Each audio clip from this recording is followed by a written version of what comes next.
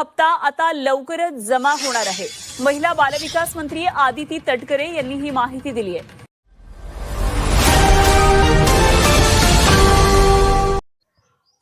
नमस्कार मित्रांनो, आपण पाहणार आहोत मकर संक्रांतीच्या आधी किंवा संक्रांतीच्या दिवशी लाडकी बहीण योजनेचा पुढचा हप्ता खात्यात जमा होणार का? जर तुम्ही सुद्धा लाडकी बहीण योजनेचे लाभार्थी असाल तर आणि तुमच्या खात्यात पैसे कधी येणार हे जाणून घ्यायचं असेल तर हा व्हिडिओ शेवटपर्यंत नक्की पहा। आणि अशा महत्त्वाच्या सरकारी योजना पैसे कधी येणार, कोणाला मिळणार याची खात्रीशीर माहिती हवी असेल तर आता चॅनलला सबस्क्राईब करा आणि बाजूला असलेली घंटा दाबा।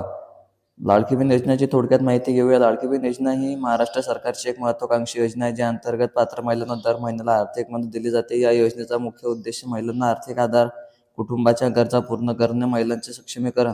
आतापर्यंत या योजनेचे 17 हप्ते अनेक महिलांना मिळालेले आहेत।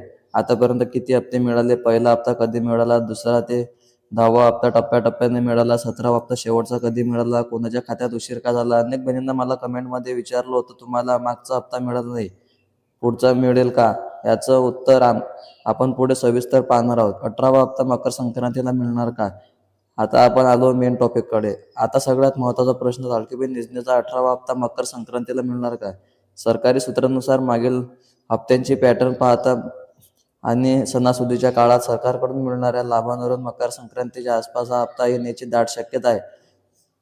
पैसे खात्यात येण्याची प्रक्रिया काय आहे? डीबीटी म्हणजे काय? आधार लिंक असणे गरजेचे का? बँक खाते ऍक्टिव्ह असणारे महत्त्वाचे काय? PFMS स्टेटस म्हणजे काय? जर तुमच्या खात्यात पैसे येत नसतील तर 70% केसेसमध्ये आधार लिंक नसणे किंवा इनएक्टिव्ह असणे हे कारण नसतात। कोणाला हप्ता मिळणार नाही?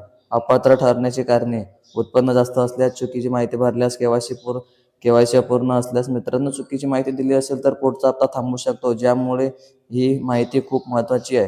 पात्रता आणि सविस्तर काय? वय पाहिजे तुमचं, महाराष्ट्र रहिवासी, उत्पन्न मर्यादा पाहिजे का? एकाच कुटुंबातील लाभ, प्रत्येक पॉईंट उदाहरणासह समजावून सांगतो। स्टेटस कसा तपासायचा? ऑनलाईन पद्धत, बँकेत जाऊन कसा तपासायचा? SMS येतो का? जर तुम्हाला स्टेटस तपासायचा असेल तर मी पुढच्या व्हिडिओमध्ये स्टेप बाय स्टेप प्रोसेस दाखवणार आहे।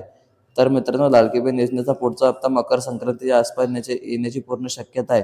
मात्र अंतिम तारीख येताच मी लगेच अपडेट देणार आहे। यामुळे व्हिडिओला लाईक करा, कमेंटमध्ये लाईक करा आणि लाडकी बहीण असा शब्द लिहा आणि चॅनल सबस्क्राईब करायला विसरू नका। अशाच सरकारी योजना आणि महत्त्वाच्या अपडेटसाठी चॅनलला जोडलेले राहा। जय महाराष्ट्र।